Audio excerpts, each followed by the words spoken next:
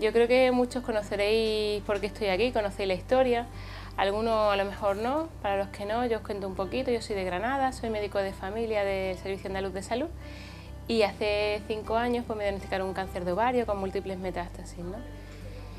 Y claro, eso pues te cambia mucho la vida, ¿no? 32 años, un niño de 3 añitos y bueno, pues supone en tu vida pues un jarro de agua fría, ¿no? Se pasa mucho miedo, se pasa pues pánico, miedo, incertidumbre, pero bueno, hubo un momento en el devenir de esa enfermedad que algo me hizo cambiar, ¿no? Yo creo que todos tenemos dentro ese instinto de supervivencia, ¿no? Esa ganas de vivir, que aunque a veces creemos que no vamos a ser capaces, que estamos muy hundidos, al final el ser humano tiene ese instinto y ese instinto pues salió a flote cual ave fénix que resurge de sus cenizas, ¿no? Y decidí que quería vivir, que aunque el pronóstico en principio era nefasto, pues que yo quería vivir, quería ver a ese niñito crecer. Y así fue como empieza un poco la historia de mi receta anticáncer. A partir de esa enfermedad que tenía, bueno, que con la quimio teníamos unas posibilidades limitadas, yo decidí buscar algo más que hacer, porque una de las primeras cosas que yo creo que muchos enfermos con cáncer le dicen a su oncólogo cuando le dicen que tiene cáncer es ¿qué puedo hacer, no? ¿Qué puedo hacer yo, aparte de venir aquí toda la semana, hacerme el tratamiento? En general la respuesta es no puedes hacer nada, ¿no? Ven aquí toda la semana o cada 15 días o cada 21 días según el tipo de quimio, iremos viendo, ¿no? Para mí esa respuesta no era válida, porque sabía que si solo hacía eso, las estadísticas decían que sería cuestión de unos meses, ¿no? De hecho, bueno, pues en el caso mío, pues la mayoría de las mujeres que tienen la enfermedad de ese estadio fallecen en pocos meses. Y bueno, yo no quería quedarme con eso que os decía. Entonces decidí buscar algo más, aunque el oncólogo decía que no había algo más, sino confiar en que la quimio hiciera su efecto. Pero bueno, la suerte de que un día decidí estudiar medicina me ayudó en este buscar algo más, porque pensé en mi consulta del día a día, ¿no? En cómo nosotros los médicos de familia estamos acostumbrados a ver cómo la alimentación influye en la diabetes, la obesidad, la hipertensión, cómo el estrés influye. Una persona cuando está muy estresada con muchos problemas es normal que venga la gripe, que se resfríe, que aparezcan lesiones en la piel, tema de alergia. Cuando ese estrés disminuye la persona recupera muchas veces su salud, ¿no? Entonces estamos acostumbrados a ver que emociones influyen, que después de un divorcio, de la pérdida de un familiar, aparecen muchas enfermedades. Cómo la comida, decía el diabético, le influye en las cifras de glucemia, cómo el practicar o no practicar ejercicio también influye. Y ahí pensé, oye, ¿y por qué no lo oncológico, no? Si al diabético le sirve, si al obeso, si una persona infartada que ha tenido un infarto de miocardio, por ejemplo, le decimos no tome sal, haga ejercicio, tenga una vida tranquila, ¿por qué al oncológico no, no? Y ahí fue cuando decidí investigar, oye, pues si le sirve a mis enfermos, ¿por qué a mí no? Y ahí fue cuando busqué en PubMed, se ve relación cáncer, alimentación y emociones y empieza a ver que sí, que hay un montón de cosas publicadas, que en otros países se está haciendo montones de cosas y que aquí en España la respuesta muchas veces del oncólogo es da igual, no hagas nada, ¿no? Y bueno, pues yo por mi cuenta pues decidí ir aplicando todo lo que iba investigando, decidí ir aplicándolo en mi día a día. Yo en mi caso además todo fue aplicado por mí misma, no estuve... O sea, no seguí ninguna pauta de nadie concreto, sino que yo iba investigando, iba leyendo artículos y si iba leyendo sobre la cúrcuma, dosis de cúrcuma, pues la iba aplicando en mi alimentación, ejercicio, actitud, tal. Y bueno, el cáncer desaparece, han pasado 5 añitos y eso de que no había nada que yo pudiera hacer creo que quedó un poco en entredicho y decidí contar a todo el mundo que quisiese pues lo que a mí me ha servido, esa investigación médica que hay ahí que demuestra que eso sirve, lo que están haciendo otros hospitales con los enfermos oncológicos para intentar que poco a poco vaya cambiando esa visión de que no hay nada que uno pueda hacer, sino que uno puede ser parte activa de su enfermedad, en el caso del cáncer y de muchísimas otras enfermedades, ¿no? Y por eso surgió la idea de escribir ese blog de mi receta anticáncer, de esos libros. La idea surgió un día, estaba yo después ya del primer PET de control, que ya sabía que no había resto de enfermedad, pues por el mes de febrero del 2011, ¿no? Un día estaba en la quimio y estaba pasando la quimio, de esas cosas, esos momentos que dices, esto hay que contarlo, esta idea no se puede quedar en mí, porque si a mí me ha servido, yo sé el miedo que se siente cuando te dicen que tienes cáncer, puede servir a otras personas. Y por eso surge mi receta anticáncer ahí en ese día de quimio. Mi receta anticáncer porque eran las mías, era la investigación que me había servido a mí y mi deseo era que sirviera a otras personas. ¿Y por qué receta? Era como, al ser médico, pues era lo que yo me había prescrito a mí, ¿no? y el deseo era que lo que a mí me ha servido pues sirviese a otras personas. Y así empieza el blog, así empiezan los libros y así cambia mi vida. Al final ves que el cáncer es una segunda oportunidad, no solo para ti, para volver a vivir de otra manera, sino, bueno, yo le he dado un enfoque diferente a esa medicina. En vez de estar en una consulta viendo un paciente cada 5 minutos, tengo la oportunidad de pues, ver a muchos enfermos, muchas personas sanas que quieren cambiar su vida y tú les puedes dar unas pautas, pero luego sois vosotros los que tomáis la rienda de vuestra salud. No es en plan, voy al médico, tengo un dolor de cabeza y me tomo un ibuprofeno. No, sino que cada uno entienda por qué aparecen las enfermedades, qué es lo que influye y cada uno después decide lo que quiere hacer con su vida, ¿no? Y esa es la historia, es ser por qué yo estoy hoy aquí con vosotros, ¿no? Y ese sueño que yo tenía hace 5 años, pues mirar cómo va creciendo. Cada vez, bueno, yo veo que cada vez hay más gente la que busca información de estos temas. Cada vez me sorprende que en las conferencias cada vez hay más médicos, hay más enfermeras. Cuando yo empecé con esto era como una friki, ¿no? ¿De qué está hablando esta mujer que va a dar igual lo que coma, lo que no coma, si hace ejercicio, si hace meditación? Y cada vez sean más los médicos que vienen a preguntarte, médicos sanos y enfermos, ¿no? Cuando tienen cáncer son muchos los que vienen a preguntarte. Cuando al principio esto era como algo, una locura, ¿no? Pero cada vez hay más evidencia científica de que esto sirve. ¿Y por qué creo que es importante que hablemos de esto? Pues porque cada vez hay más cáncer, cada vez hay más casos de cáncer. A día de hoy en España el cáncer es la principal causa de muerte en toda la población. Hasta hace unos 5 años eran las enfermedades cardiovasculares. Hoy en día primero cáncer, después enfermedades cardiovasculares y después accidentes de tráfico. Se estima que de los recién nacidos en España, 1 de cada 2 padecerá cáncer a lo largo de su vida. Es desalentador, ¿no? Pensar que nuestros niños, la mitad de nuestros niños va a padecer un tipo de cáncer. Además, cada vez más cáncer y cada vez más gente joven con cáncer.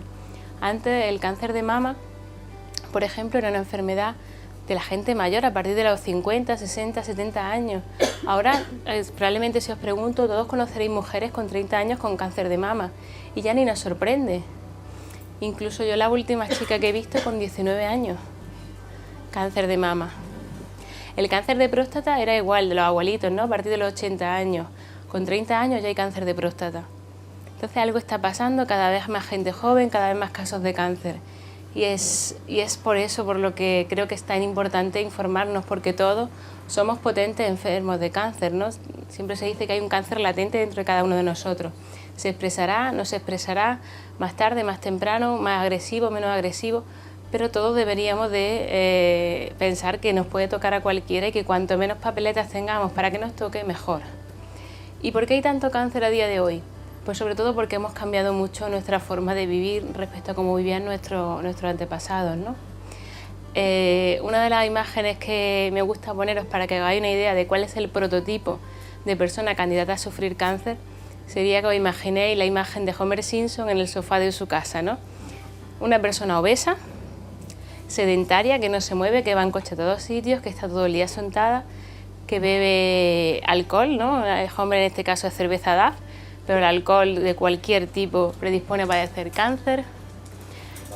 Bueno, obesidad, falta de ejercicio físico, alcohol, comida basura, ¿no? ¿Qué come Homer? Donuts, hamburguesas, Coca-Cola, toda esa comida. Y luego hay otra cosa que también influye, pero que en este caso Homer no la cumple, es el estrés crónico mal manejado, ¿no? Yo creo que Homer se estresa poco en general. Pero quizá en la historia de Bart Simpson sería más el señor Burns, está más estresado, ¿no? Pero imaginaos un Homer estresado, sería el prototipo. El cáncer se ha dicho que es una enfermedad medioambiental en un 80-85% de los casos. Es decir, que según cómo vivimos y cómo actuamos, ese riesgo puede aumentar. Y esta obesidad, como os decía, alcohol, tabaco, sedentarismo, dieta insana y estrés crónico mal manejado. El estrés crónico, todos tenemos estrés, no os penséis que porque estáis nerviosos o preocupados por algo se va a abocar en un cáncer, ¿no? Se habla de cuando una persona sufre una situación que le produce estrés, que le produce ansiedad crónica y no sabe manejarla, ¿no? Se ha visto que cuando hay una pérdida de un ser querido, ya sea pues, padres, pareja o los hijos, en esos 2 años posteriores aparece una tasa de cáncer mucho más alta que cuando en los años previos hemos tenido una vida más tranquila. ¿Eso significa que si perdemos a nuestros padres vamos a tener cáncer? No, pero depende de cómo cada uno lo maneje. Ya habéis visto que entre una muerte cada persona lo afronta de manera diferente. Cuando esa pérdida nos produce pues una ansiedad crónica, depresión, el sistema inmune se deprime y entonces somos más vulnerables al cáncer y a muchas otras enfermedades. Por eso se ha visto que esos acontecimientos vitales estresantes mal manejados pueden dar lugar a la aparición de la enfermedad. Y luego, bueno, también está el tema de los carcinógenos, que en este nuevo libro va a ser mucho más light. Los que hayáis leído el primer libro, el tema de los carcinógenos, habéis visto que es muy amplio y al final uno llega a la conclusión después de leerlo que casi todo lo que hacemos produce cáncer. En este lo he limitado solo a algunos aditivos que deberéis de evitar, ¿no? Los carcinógenos, para los que todavía no estáis en este mundo, son sustancias que estamos en contacto con ellas, ya sea a través del medio ambiente, ya sea a través de la comida, y pueden aumentar nuestro riesgo de padecer cáncer. Pues en el tema de los aditivos, por ejemplo, son los nitratos y los nitritos que se añaden al embutido, a la salchicha, a la hamburguesa, como conservantes de la carne, ¿no? Esos nitratos, cuando tú los tomas y entran en contacto con los jugos gástricos, dependiendo de las condiciones, se pueden convertir en una sustancia que se llama nitrosamina, que aumentan el riesgo de padecer cáncer. También en el libro os comento algunos de los aditivos que se ponen en la piel de los limones para que estén brillantes y tan bonitos, también pueden ser tóxicos. O al caviar también se le echa un aditivo concreto que también debemos de evitar. Decía, este nuevo libro no os voy a rayar tanto como en los otros, que yo sé que doy demasiada información. En este nos vamos a limitar a lo más imprescindible a evitar. Y eso es, como os decía, pues los factores de riesgo más importantes relacionados con el cáncer. Y como habéis visto, la mayoría están en nuestras manos, ¿no? Yo puedo decidir si hago ejercicio, si como un tipo de alimentación u otra. Yo también puedo decidir, bueno, entre comillas, cómo afronto los problemas. Luego cada uno tenemos un carácter y tenemos una forma de afrontarlos, pero también puedo aprender a manejar esas emociones y esos pensamientos, ¿no? Yo puedo decidir si tomo cerveza o tomo agua. Yo puedo decidir si fumo o no fumo. Pero claro, si no me llega la información de que todo eso puede ser contraproducente para mí, pues quizá pienso, bueno, por una cerveza más, ¿qué más da? Si me sobran unos kilos de más, bueno, tampoco es para tanto, ¿no? Por eso la importancia, creo, de la información, de difundir que en nuestras manos está el hecho de padecer o no la enfermedad. Ahora, ¿me va a garantizar que si estoy delgado, si no fumo, si no bebo alcohol, si como bien, voy a no padecer cáncer? No, por desgracia no, ¿no? Sí podemos saber que tengo más riesgo, pero nada ni nadie nos va a garantizar que no suframos la enfermedad, porque hay dos cosas que también interfieren. Una de ellas es la genética, también hay determinados genes relacionados con el cáncer que heredamos, todos conoceréis casos de cáncer de mama familiar, ¿no? Y luego la susceptibilidad genética, cada persona tiene una vulnerabilidad diferente a los tóxicos, por eso hay gente que fuma toda su vida y no padece cáncer, y luego hay gente que ha sido fumadora pasiva, por ejemplo, y sí padece cáncer y su pareja, que era la que fumaba, no lo padece. Que esas cosas dan rabia, ¿verdad? Cuando una pareja, uno ha fumado mucho y no padece el cáncer de pulmón, y por ejemplo la pareja sí, que nunca ha fumado, pues da rabia. Me voy a sentar, que necesito un poco de té, está buenísimo, ¿lo habéis bebido ya? Sí. Ya quema menos. Bueno, después teníamos, decía, factores medioambientales que están claros, pero hay otros que a lo mejor no somos conscientes y que también influyen. Por ejemplo, tenemos el caso del cáncer de pulmón, ¿no? Hemos dicho ahora tabaco más cáncer de pulmón. Yo creo que eso más o menos todo lo tenemos asumido. El 90% de los casos de cáncer de pulmón se relacionan con el tabaco, ya sea fumador activo o fumador pasivo. No se olvide que antes de la ley antitabaco se fumaba delante de embarazadas, de los niños, y hoy por fin se está prohibiendo en los restaurantes. Y ahora no sé si lo habéis leído, pero querían prohibir que dentro de los hogares donde hay niños se fume, aunque sea tu propia casa. Ojalá se llegue a prohibir también eso, porque el tabaco es un carcinógeno muy potente, mucho más que cualquier otro. Pero el tabaco no solamente es el responsable del cáncer de pulmón. Si pudiéramos poneros aquí un mapa de cáncer en España, de cáncer de pulmón, veríais que hay mucha diferencia entre unas ciudades y otras. ¿Sabéis dónde más cáncer de pulmón hay en España? A ver, ¿qué creéis? No, en el sur, pero en la zona de Sevilla y Huelva, en el polo químico. ¿Habéis estado en Punta Umbría? Y he visto enfrente de la ría esa refinería. Pues es la zona de España con más cáncer de pulmón y vejiga, porque el de vejiga también se relaciona con contaminación ambiental. Luego tenemos una zona concreta en el norte, Asturias, por las minas. Los mineros tienen más riesgo de cáncer de pulmón. Tenemos otro punto caliente en la zona de Cataluña, en la zona de Barcelona por la industria también, y luego otro punto caliente es el Ejido, por los invernaderos. El Ejido tiene una tasa especialmente alta de cáncer de mama y de cáncer de próstata. Por el tema de los pesticidas, están inhalando esos pesticidas dentro de una atmósfera donde no circula el aire, ¿no? Una atmósfera cerrada, y están continuamente respirando esos pesticidas que pueden aumentar el riesgo de padecer cáncer de próstata y cáncer de mama. Otro, a ver qué pensáis, cáncer de colon. ¿Dónde creéis que hay más cáncer de colon de España? A ver. Por Ávila, vamos, Castilla y León. Castilla y León tiene la mayor tasa de cáncer de colon. ¿Por qué? Y la cuenca mediterránea la que menos, por el alto consumo de embutidos, de carne roja y lácteos. O sea, ya simplemente viendo mapas nos podemos ver que algo está pasando, que influye mucho lo que hagamos, que no da igual lo que yo coma, cómo yo respiro, donde yo viva, ¿no? Y luego si nos fuéramos al mapa de Europa, eso en España en concreto, ¿no? Nos vamos a Europa. ¿Sabéis cuál es el país con menos cáncer de mama y cáncer de próstata dentro de la Europa más desarrollada, ¿vale? No nos vamos a meter en la Europa más oriental, ¿no? Sino la nuestra, la de la Comunidad Económica Europea. ¿Dónde hay menos cáncer? Andorra, bueno, sí, es verdad, pero Andorra el problema es que el registro de casos de cáncer no está, parece que no está bien hecho, pero aparece como el primero, pero parece que no debería de ser el primero, pero bueno, Andorra bien, el segundo. No, Suiza la tiene bastante alta, Islandia muy alta, Finlandia también muy alta. ¿Portugal? Grecia, Grecia, ¿por qué? Por Podemos, ¿no? Que más manipula las estadísticas, igual que para entrar en Europa, ¿no? Me manipularon como lo que decía de Andorra. Grecia es el país de Europa, bueno, Andorra y Grecia son los países de Europa con una tasa de cáncer mucho más baja, pero bueno, es que el tema de Andorra es que muchos no se tratan allí, se van a tratar a Cataluña y no entran como registro de casos de cáncer, entonces bueno, se lo adjudican a los catalanes. Pero en el caso de Grecia, el caso de Grecia es que es el país de Europa que más alta adherencia tiene a la dieta mediterránea tradicional, más consumo de fruta, más consumo de verdura, aceite de oliva virgen extra, mucho pescado, alimentos, hay poco frito, poca barbacoa, poco embutido, ¿no? La alta adherencia a la dieta mediterránea puede ayudar en la prevención del cáncer. Hace unos días se publicaba un estudio en el que decía que seguir dieta mediterránea tradicional más un plus de aceite de oliva que equivalía a 1 litro de aceite de oliva virgen extra a la semana, podía reducir en un 68% el cáncer de mama y en un 52% el de endometrio. Es muchísimo y es una herramienta que yo tengo. Grecia decíamos que es uno de los que menos cáncer tiene, después está también Portugal, España, que siguen esa dieta mediterránea, y por el contrario, los que más cáncer de mama y próstata padecen son los países nórdicos, Noruega, Finlandia, Islandia, Dinamarca e Irlanda. ¿Qué se ocurre que puede haber en común entre esos países y Francia? La mantequilla, los lácteos, la carne, los ahumados, los salazones y la falta de sol. El sol también influye en la aparición de cáncer por el tema de la vitamina D. Cada vez se está estudiando más la relación que hay entre los niveles de vitamina D en sangre y el riesgo de padecer cáncer y de muchas otras enfermedades.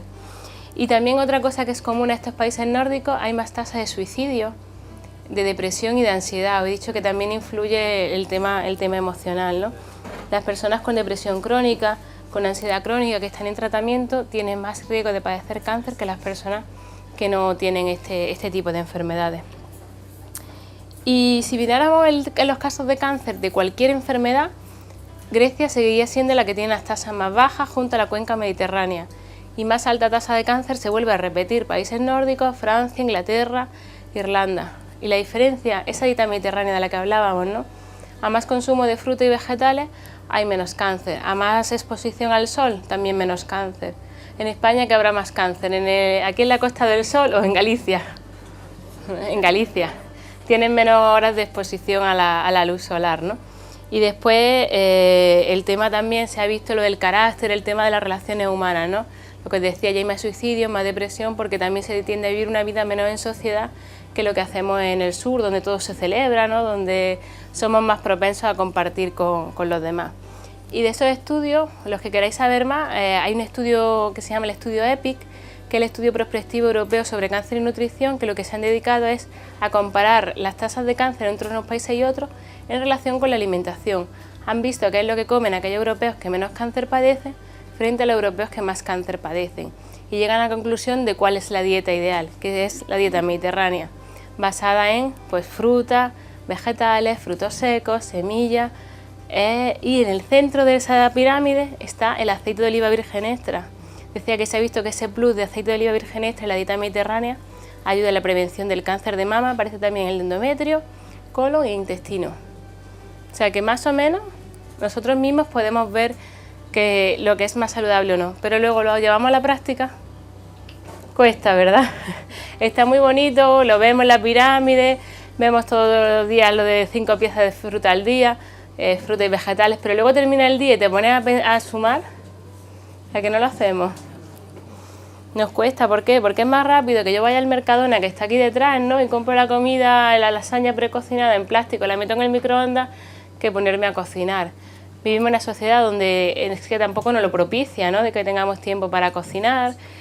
Es más cómodo para las meriendas de los niños un bocadillo de chopes que hacerle un batido, por ejemplo, o preparar una crema de frutos secos y dársela al niño, ¿no?, por ejemplo, o la fruta y los frutos secos, pues al niño a lo mejor le es más atractivo que le dé un batido puleva con, estoy con las marcas, un batido de chocolate con un bollicao, ¿no?, por ejemplo. Nos falta información y luego creérnoslo para empezar a aplicarnos, ¿no? Pero bueno, yo creo que poco a poco todos nos vamos un poco concienciando. Entonces, como resumen, después de lo que hemos hablado, ¿cuál sería lo que vamos a evitar? Pues una dieta basada en refinados, ¿no? Azúcar, exceso de harina, bollería, pastelería, exceso de hamburguesas, salchichas, Coca-Cola. ¿Qué sería el prototipo? De esa dieta de Homer Simpson, ¿no?, esa dieta americana contada de comida refinada. Sobre todo el exceso de azúcar cada vez se está viendo más cómo influye en nuestra salud. De hecho, la Organización Mundial de la Salud ha puesto en marcha una campaña que se llama No más de 25 gramos de azúcar al día. Dice que deberíamos de evitar limitar a máximo 25 gramos de azúcar al día la cantidad de azúcar que consumimos. De media consumimos más de 50 gramos, el doble de lo recomendado, ¿no? Pero es que si os ponéis a analizar, cuando vayáis al súper y compréis cualquier tipo de bebida, cualquier tipo de galleta, fijaros la cantidad de azúcar que llevan y veréis qué fácil es pasarse los 25 gramos, ¿no? Esa bebida que os he comentado antes, negra gaseosa, tiene 32, creo recordar, 32 o 35 gramos, solo con una te has pasado, pero una Fanta de naranja o de limón tiene 42. El Aquarius que erróneamente muchos padres le dan a sus hijos cuando tiene diarrea, tiene también unos 30 gramos de azúcar por cada lata de 330. Los batidos que hablábamos, unos 40 gramos. ¿Y cuántos niños no toman batido, Aquarius, Coca-Cola, Nestlé, néctar de zumo? Por eso lo de los 25 gramos es difícil, pero se ha relacionado con más caries, más obesidad, más enfermedades cardiovasculares y más cáncer. En concreto hay estudios sobre aumento del consumo de azúcares refinados con cáncer de mama, que es el más frecuente entre las mujeres, ¿no? ¿Y ahora qué hacemos? ¿Qué vamos a comer ahora? ¿Nos morimos de hambre? Bueno, la propuesta que yo hago en los libros, y sobre todo en este nuevo libro lo que intenta es ser más práctico que los anteriores, y es, bueno, si todo está mal, ¿ahora qué voy a comer, no? Lo que he intentado un poco es daros unas pautas de que parece que sea lo mejor y lo más fácil de cocinar, ¿no?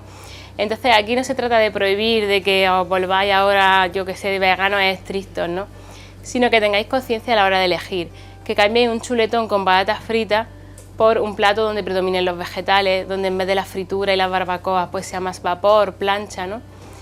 Y se da la opción de que podáis introducir pescado, huevo o carne, pero siempre en menor cantidad que ese gran chuletón que hablábamos, ¿no?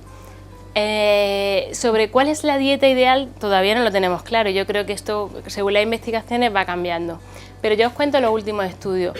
Los últimos estudios parece, sobre todo para cáncer de colon, que es el que más se ha estudiado, que la dieta que se asocia con menos tasa de cáncer sería una dieta pisci-vegana, que es fruta, verduras, cereales, legumbres y pescado. La vegana sería la siguiente, la ovo-lacto-vegetariana la siguiente, y ya la semi-vegetariana, que significaría comer carne muy poquito, la que menos reduciría frente a una dieta más carnívora, digamos, ¿no? Ayer o esta mañana, no sé, los que sigáis el blog habréis visto, que se ha publicado otro estudio nuevo sobre el tema del consumo de carne y el cáncer. Hasta ahora no se tenía muy claro por qué las personas que comen más carne tienen más cáncer, ¿no? Pues se pensaba porque a lo mejor la carne tiene menos fibra, la carne pues puede ser porque por su proceso de crianza pues tenga menos vitamina D, quizá más por el tipo de pienso, más omega 6 y tal. ¿Sabéis cuál parece que es la razón? Pues porque simplemente no estamos preparados para comer carne. Cuando la carne de la mayoría de los animales que comemos tienen un azúcar concreto que lo tienen todas las especies animales mamíferas, pero nosotros no. Cuando comemos ese azúcar que está en la carne, nuestro cuerpo no lo reconoce, entonces el sistema inmune se pone en marcha, tiene que generar anticuerpos y se inmunodeprime y crea inflamación crónica. Inflamación crónica más riesgo de cáncer. Sobre todo ese azúcar está presente en las carnes rojas, en los embutidos y los preparados tipo salchichas, hamburguesas y todas esas cosas raras que comemos. Y pues esa parece ser la causa por la que los leones, por ejemplo, que comen mucha carne, no tienen cáncer, ¿no? Y los humanos no somos grandes carnívoros y no estamos preparados para ese tipo de carne. Por eso los estudios dicen que consumir más de 80 gramos a la semana de carne roja incrementa el riesgo de padecer cáncer, sobre todo de colon. 80 gramos, ¿cuántos son? ¿4 lonchas? ¿5? Más o menos, ¿no?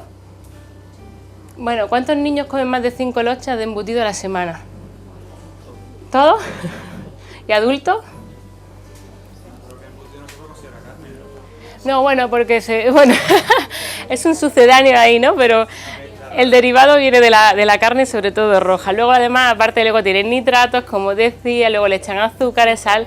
Pero bueno, nos quedamos con que con carne se considera carne roja dentro del embutido. Al otro es que el embutido es mucho peor que comerte un chuletón de vez en cuando, ¿no? Bueno, pues lo que os decía, lo que en el libro os propongo es una dieta piscivegana, sobre todo quien quiera meter carne, porque hay gente que le es imposible renunciar a ella, pues limitándola 1 o 2 veces y quitando esa carne roja, embutidos y preparados de carne, y mejor pues pollo o pavo que carne roja. Y a día de hoy parece que esa es la alimentación que más nos puede ayudar en la prevención del cáncer.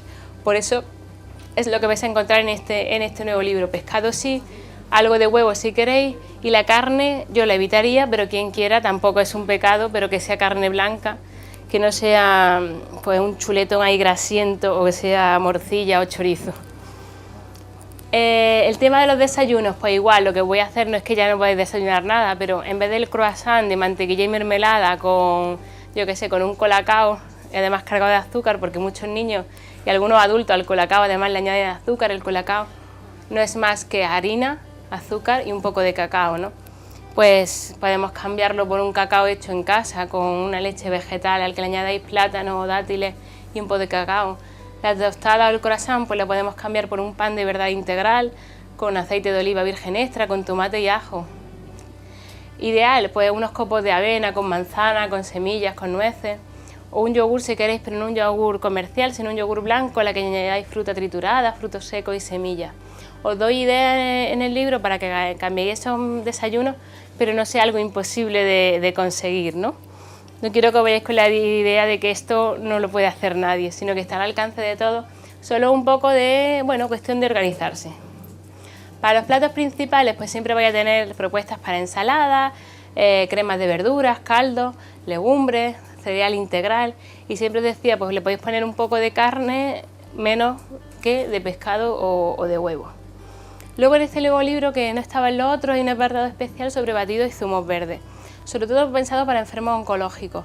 Los batidos de vegetales y de frutas, bueno, de frutas menos, más de vegetales, nos pueden ayudar cuando estamos sobre todo con la quimio, que hay inapetencia, que no tenemos ganas de comer, que a lo mejor ver una ensalada no te apetece, pero al tomar un batido en muy poco, en un vaso, estás tomando una cantidad grande de vegetales y de frutas que no te debería de otra forma, y puede ser una forma de nutrir al enfermo oncológico sin sobresaturarlo, porque cuando estás con la quimio muchas veces estás totalmente inapetente. Y ahí hay ideas pues para que empecéis a introducirlo tanto en adultos como en los niños. Y más o menos dentro del libro, la parte de alimentación, eso es lo que vais a encontrar. La idea es que sea muy sencillo, muy fácil de entender, ¿no? Yo he intentado que sea como un libro de texto, como si fueran los apuntes, para que tú tengas tu esquema, lo tengas fácil de hacer. Y esto que os estoy contando, ¿está basado en algo? ¿Hay algún organismo que avale esto que estamos hablando? ¿En España? No. ¿En Estados Unidos? Sí. El Instituto Americano de Investigación para el Cáncer, mirad, tiene una página, yo os lo pongo en el blog, os pongo el enlace, para que veáis que ellos tienen ya una guía de alimentación para enfermos oncológicos y que personas que quieran prevenir el cáncer. Aquí todavía se dice come lo que quieras, ¿no? En Estados Unidos lo tienen claro y te dan hasta cantidades y sobre todo te recomiendan que si has tenido un cáncer y eres superviviente de cáncer, has conseguido superar la enfermedad, cómo debes de vivir, qué tienes que comer, qué ejercicio debes hacer para prevenir la enfermedad. ¿Cuántos enfermos que han tenido la quimio les dicen algo? Pues vuelve dentro de 6 meses, se hace el PET test, te hacen los marcadores y a ver qué pasa, pero no le dicen come tal, come cual, evita tal. Los americanos sí, ¿por qué aquí no? Pues no lo sé. Quizá porque no interesa mucho económicamente, ¿no? ¿Perdón? Sí, de eso, además, bueno, también una de las cosas es que nosotros en medicina de esto no nos cuentan nada. Solo se nos habla de terapéutica, de pruebas diagnósticas, pero luego de todo esto no sabemos y tiene que ser el médico por su cuenta el que luego se forme. Sin embargo, en Estados Unidos, en Alemania, en Suiza, sí se habla ya de medicina integrativa, de asesoramiento nutricional a enfermos con cáncer. Aquí pues no ha llegado. Hasta que no lleguen a las facultades será difícil que los oncólogos se los cuenten a sus enfermos. El tema del ejercicio físico y el cáncer, porque es otra de las cosas que tampoco se habla aquí en España. Hasta hace unos años, cuando yo estudiaba medicina, que tampoco hacía tanto, ¿no? Yo terminé en el 2002, nos decían que el enfermo oncológico mejor en su casa, en la cama, vida, cama, sillón y que no se moviese. A día de hoy se ha visto que esto sería contraproducente y que el riesgo de sobrevivir al cáncer es menor si la persona se mueve. Es importante que haga ejercicio físico adaptado a sus circunstancias, a su situación, ¿no? No es lo mismo una persona de 80 años con un cáncer que una persona de 20, ¿no? No es lo mismo que esté solo con quimio o que esté solo con radio, ¿no? Adaptado a las circunstancias, el ejercicio físico puede ser muy beneficioso. Va a hacer que disminuya la fatiga, que durmamos mejor, que se estimule el sistema inmune, por tanto hay más posibilidades de sobrevivir al cáncer, que se liberen las catecolaminas, que disminuyan las catecolaminas. Las catecolaminas son las sustancias del estrés, son las que hacen que afrontemos peor la enfermedad y que nos inmunodeprima. Aumenta la secreción de endorfinas, ¿no? Las sustancias del placer que hacen que nuestro estado de ánimo mejore.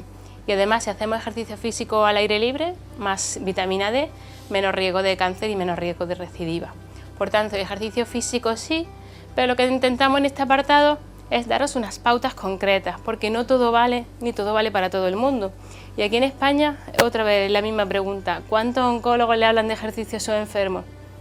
De los que hayáis pasado por la enfermedad sabréis que casi ninguno, ¿no?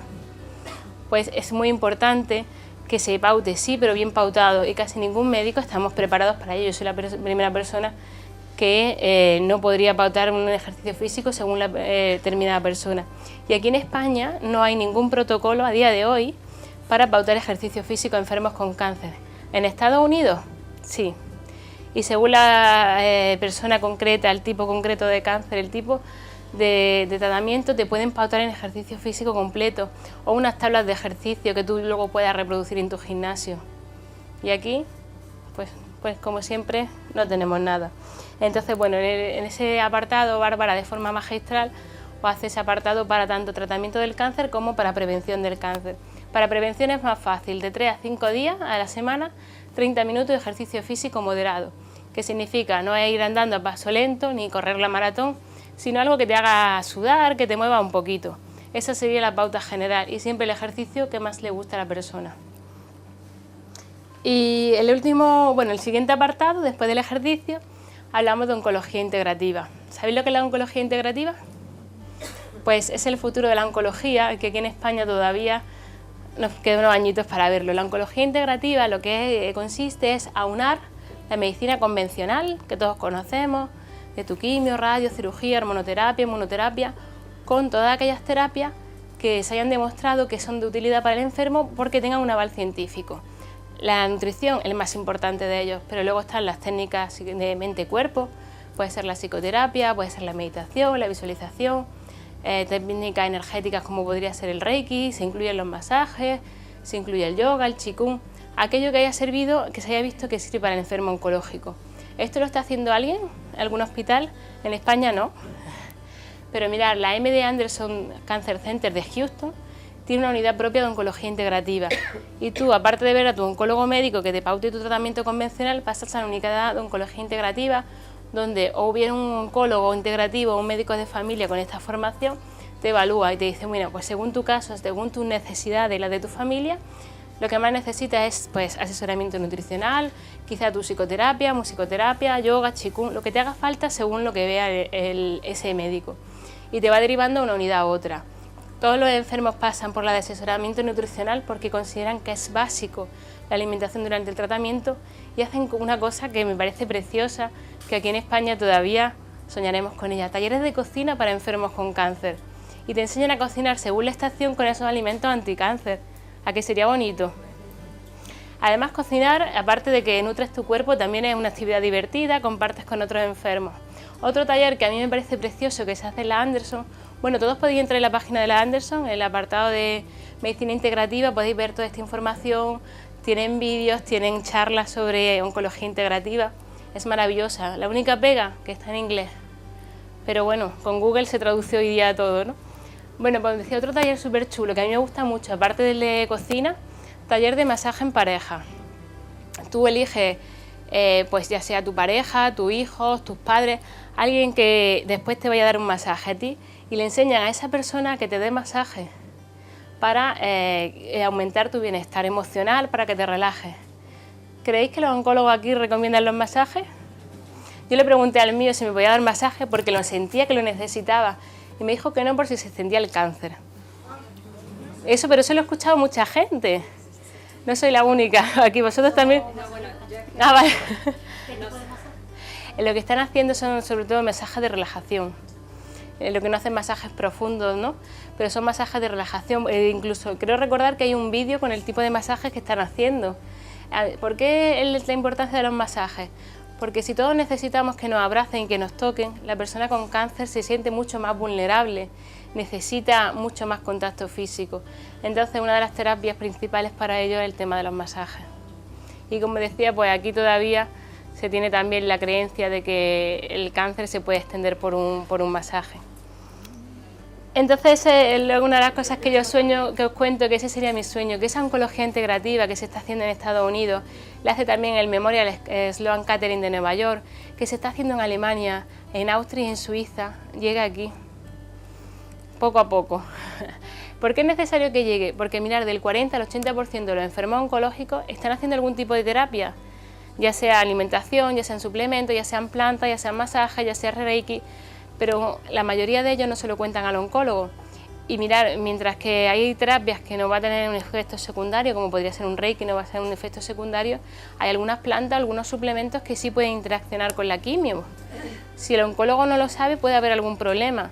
El problema es que la mayoría de los enfermos no se lo cuentan al oncólogo bien, porque tienen miedo a que les digan que les traten, pues está loca que está tomando no sé qué, o que ya no le hagan caso, piensan que le van a tratar diferente, que le va a ver diferente el oncólogo.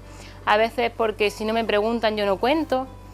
Y es verdad que hay veces que el oncólogo, aunque se lo cuentes, como no sabe de estos temas, te va a decir a todo que no. Por miedo, ¿no? Por miedo a lo desconocido. Por eso lo ideal, como decía, sería que en las facultades se nos hablase de esto. Y aunque un oncólogo no tiene que saber de todo, porque es imposible, ya bastante tiene con saber lo que es la oncología médica, por lo menos si tuviéramos los médicos, tanto familia, oncología médica como enfermería, las herramientas, o sea, los conocimientos básicos sobre estos temas y saber dónde derivar al enfermo, con eso sería más que suficiente, ¿no? También el tiempo del oncólogo es limitado y no en una hora, o sea, en una hora, sí, ojalá una hora. En 15 minutos que tiene de consulta no te puede contar alimentación, ejercicio, actitud emocional y tal, pero por lo menos que no te pusieran cara de póker cuando le estás preguntando por algún tipo de estas terapias. Y bueno, eso es el apartado de la oncología integrativa que a mí me encanta y que yo creo que con el tiempo lo iremos viendo en España, que tendremos el oncólogo médico que te mandará esa consulta de oncología integrativa, lo veremos todos porque nosotros somos muy copiones, no inventamos nada. Si los americanos hacen algo, nosotros nos copiamos de los americanos y espero que de esto nos copiemos pronto y no tengan que esperar 50 años para que nos copiemos, ¿no? Pero además deberíamos de copiar porque ellos están demostrando que esto sirve, que aumenta la calidad de vida y parece que también la supervivencia a largo plazo de los enfermos. Y eso es el siguiente apartado. Y el último apartado, que quizá es el que a mí más me guste, pero también quizás sea el más difícil de cambiar, es el tema de la actitud, de las emociones, de la gestión de las emociones, ¿no? Porque yo creo que a veces cambiar lo que yo como es más fácil. Apuntarme a un gimnasio, por ejemplo, es más fácil, pero cambiar cómo yo me enfrento a los problemas, parar esa cabeza y esos pensamientos, a veces cuesta mucho más que elegir comerte una lechuga en vez de un chuletón. Y para mí, y creo que para muchos enfermos que han tenido cáncer, es una de las herramientas más potentes que hay, porque la actitud frente a la enfermedad determina el devenir de esta. Y eso no hace falta que os diga que hay estudios, si eso los que seáis enfermos de cáncer lo habréis visto con otros compañeros. Aquellas personas con cáncer que desde el primer día asumen que van a morir, da igual el tratamiento, da igual el oncólogo, que al final el devenir es negativo. Aquellas personas con cáncer pero que tienen esa actitud de luchar, generalmente viven mucho más que aquellas personas que desde un primer momento dan todo por perdido. Pero igual que pasa en la vida, las personas positivas consiguen más cosas que las personas que son siempre negativas, ¿no? Pues en este caso se ve mucho más claro. Hay estudios que nos demuestran que las personas que tienen esa actitud, que tienen ese apoyo, tienen menos metástasis y más supervivencia que las personas que viven la enfermedad desde pues, la depresión, el aislamiento social, ¿no? Ahora, esto es muy bonito de decir, pero cambiar la actitud cuando tienes tanto miedo es difícil, ¿no? Y los que hayáis pasado por esto, no es algo, hoy me levanto diciendo voy a curarme y se me olvida todo lo que estoy viviendo, ¿no? Es difícil y eso es lo que intento un poco en el libro, explicaros cómo podemos aprender a gestionar esas emociones y esos pensamientos. Desde un punto de vista de la oncología integrativa, lo que se ha demostrado que puede servir más es el tema de relajación, meditación o mindfulness y la visualización. Igual, suena bonito, ¿no? Muy bien, ahora meditación, pero ¿cómo se medita? ¿Cómo empiezo a meditar? Pues en el libro también he intentado dar una pauta sencilla de cómo empezar a meditar, pero lo mejor sería que apuntase a un curso de mindfulness o de meditación para que os enseñasen a meditar y luego ya vosotros lo practicaseis en casa. Lo ideal sería que desde pequeñitos nos enseñaran a gestionar nuestras emociones, nos enseñaran que de un granito no se hace un castillo, pero eso es difícil, ¿verdad? Pero por suerte en España ya hay 200 colegios que tienen el mindfulness implantado dentro de las aulas. Sí, hay 200. El otro día, bueno, no sé si los que me sigáis en Facebook lo compartí el artículo, lo publicaban en El Mundo. Sí, hay 200 colegios en España. Bueno, en Málaga en concreto no venía eso, hablaba de los beneficios tan positivos que puede tener 5 minutos al día de mindfulness en los niños y venía alguno de los ejercicios que se hace con esos niños, porque no vas a sentar al niño 5 minutos, cierra los ojos y no pienses, no, eso no es mindfulness, ¿no? Son ejercicios de atención plena para que el niño empiece a estar centrado en el aquí y en el ahora. Los niños lo tienen más fácil porque se concentran mucho mejor que los adultos, que luego estamos pensando en 20 cosas a la vez menos en lo que estoy haciendo. Que estamos comiendo mientras veo la tele, estoy medio para atender la lavadora, estoy pendiente del niño y no nos concentramos en degustar lo que estamos comiendo, ¿no? Pues esa es una asignatura pendiente, ¿no? Intentar que el mindfulness entre en las escuelas. ¿Y qué más cosas hay en el libro? Aparte de esa gestión de las emociones, tenéis el tema de los sueños. Los que me seguís sabréis que yo siempre estoy con lo del tema de los sueños, que si crees los sueños se hacen realidad, que siempre hay que tener esa esperanza de puedo sanar, la esperanza de que voy a conseguir aquello que yo quiero. Yo creo que una de las cosas que a mí más me ayudó era el tema de que yo siempre, en mi vida he tenido siempre ese sueño, esa ilusión de cosas que quiero hacer realidad y que te enfocas en conseguirlas, ¿no? Lo primero que me enfoqué es en la sanación, ¿no? Y bueno, luego siempre os cuento que otro de mis sueños era volver a ser mamá, ¿no? Y después del cáncer, pues a pesar de todo lo que se suponía que no podría pasar, pues vino al mundo Iker, que es mi niño de 2 añitos, y ahora viene otro. Ahora viene una niñita que nacerá en el mes de febrero. Y bueno, los sueños, que creáis siempre en los sueños. Y el último apartado ya es la importancia del apoyo emocional. Para el enfermo con cáncer o para cualquier persona, la importancia que tiene el apoyo, ¿no? El apoyo por parte de tu familia, de tus seres queridos, el apoyo por parte del personal sanitario. El enfermo oncológico muchas veces se siente solo, se siente incomprendido y todo el mundo opina. Cuando tienes cáncer todo el mundo opina. Todo el mundo te cuenta de curas milagrosas o a veces todo lo contrario, te desaniman porque te dicen, yo conocí a fulanito que tenía tu cáncer y se murió en 2 días. Y tú, vale, gracias. A mí me pasó, yo cuando tuve al principio, cuando estaba ahí en ese mare magnum de sentimientos que no sabes cómo afrontar, fui a la Asociación Española contra el Cáncer a hablar con la psicóloga y me dijo, chiquilla, ¿y tú te has despedido de tu familia? Y yo, vale, gracias. Y dije, bueno, ya creo que no volveré más por aquí, buscaré otro tipo de atención psicológica más que esté en la línea de lo que yo quiero, ¿no? Bueno, pues eso decía la importancia del apoyo, el apoyo que tenga el enfermo, pero el apoyo entre enfermos, ¿no? Y por eso funcionan tanto las asociaciones de enfermos. Pero lo ideal sería apoyo de enfermos en positivo, ¿no? No buscar gente que esté tan deprimida que encima te deprima a ti más de lo que tienes, ¿no? Y nada, ya lo último es deciros que este libro está dedicado a dos personas especiales. Una de ellas murió sin encontrar su sitio en este mundo, sin llegar a ser feliz. Yo siempre digo que hay que ir en busca de esa felicidad. Y la otra persona fue una mujer valiente, una mujer de sonrisa eterna que murió por un cáncer al final, pero vivió el doble de lo que esperaba su oncólogo. Su oncólogo le dijo que no había ningún tratamiento para ella y a pesar de eso vivió 3 años más desde ese momento. Y es una persona que me ha enseñado mucho porque era todo amor y entrega. Y bueno, tuve la oportunidad de acompañarla hasta el último día y me enseñó que el momento de la muerte puede ser un momento de paz, de tranquilidad.